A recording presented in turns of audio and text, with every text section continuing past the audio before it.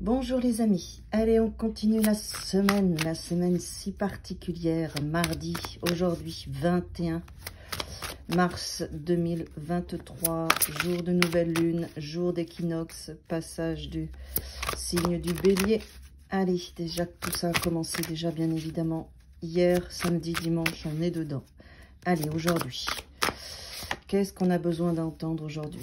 C'est mardi 21 mars 2023, cette semaine si particulière. Moi, je vous conseille de vivre une journée à la fois et de voir à quel point, et on voit bien avec les cartes, la journée d'aujourd'hui est déjà tellement riche en informations et en énergie.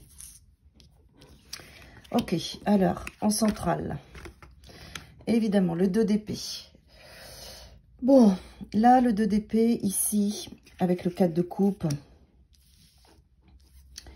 on est dans des petites formes de résistance, d'accord? Et au niveau énergétique et vibratoire, ça résiste. On a envie de sortir de cet espace, on a envie de voir les choses plus clairement. Et en même temps, on est dans une forme de confusion. On n'a pas toutes les informations.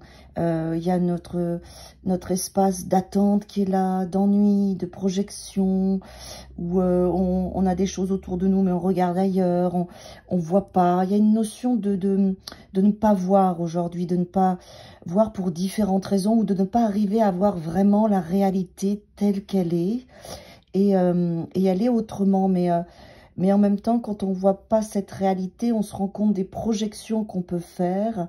Et c'est en se rendant compte des projections qu'on peut faire qu'à ce moment-là, on décide à un moment donné de revenir dans son présent, dans son ici et maintenant, dans sa journée d'aujourd'hui, pour pouvoir s'ouvrir à ce qui est aujourd'hui.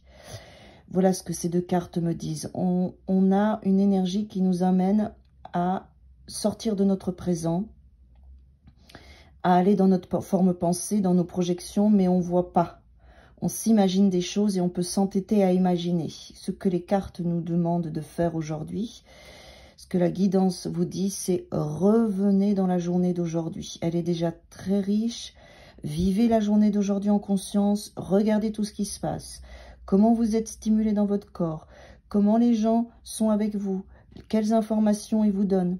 Quelle expérience vous vivez aujourd'hui. C'est vraiment essentiel d'être dans cet état d'esprit-là, oui.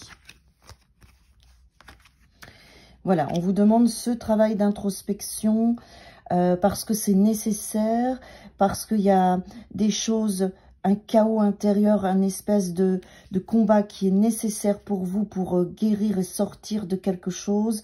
Vous voyez, il y a ces combats là, regardez ces personnages, ces combats sont là, c'est un combat intérieur parce que l'énergie en ce moment, dans la journée d'aujourd'hui, s'y prête. Qu'est-ce que je suis? Où est-ce que je vais? Les projections, le mental, le fait de ne pas savoir quel choix prendre, la confusion, voilà, ça, on est là-dedans.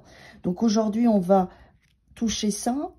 L'ermite nous aide à descendre parce qu'il faut mettre en lumière tout ça. Et regardez la tempérance, elle nous fait remonter avec sa force, sa douceur, sa vibration à la surface pour pouvoir, à la fin de la journée, avoir fait une richesse de ce que vous allez vivre. En plus, il y a l'étoile qui est là avec la mort. Oula, ah oui, alors, deux arcanes. Il y a un bel espace de transformation encore.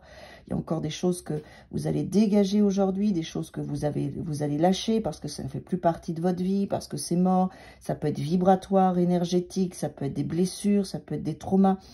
On est là-dedans, hein. Donc ça dégage, ça dégage, ça dégage et c'est très bien. Donc laissez faire, oui, super. Voilà, et comme cette journée dans le travail qu'on fait, on voit bien cette sensibilité vibratoire qu'on a tous collectivement. Évidemment, on peut avoir un petit peu de forme d'agressivité dans notre forme pensée, dans notre façon de parler, parce que on se sent sensible, on se sent dans des émotions très subtiles et on se sent vulnérable. Voilà, c'est le terme que je cherchais parce qu'on est en train de faire un gros travail de nettoyage et de libération.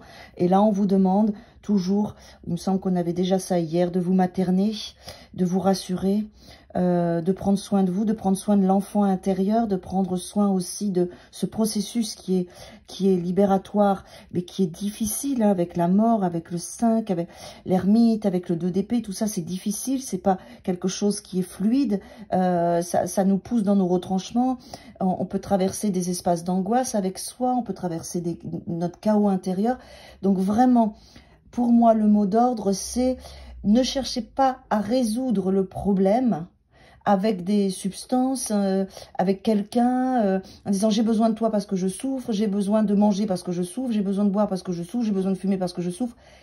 Faites au mieux pour laisser ce chaos vous traverser, pour laisser cette souffrance vous traverser, même si c'est extrêmement douloureux, même physiquement, parce que ne cherchez pas à résoudre trop vite pour aller chercher le cadeau et le trésor qu'il y a à traverser ce chaos qui vous appartient. Ça peut être un trauma, ça peut être une blessure, ça peut être des angoisses, ça peut être des peurs de l'avenir.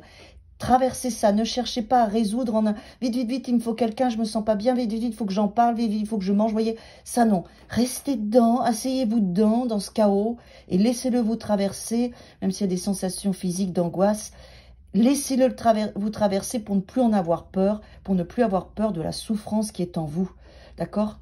Et ça, ce sera un beau cadeau que vous allez vous faire. À demain!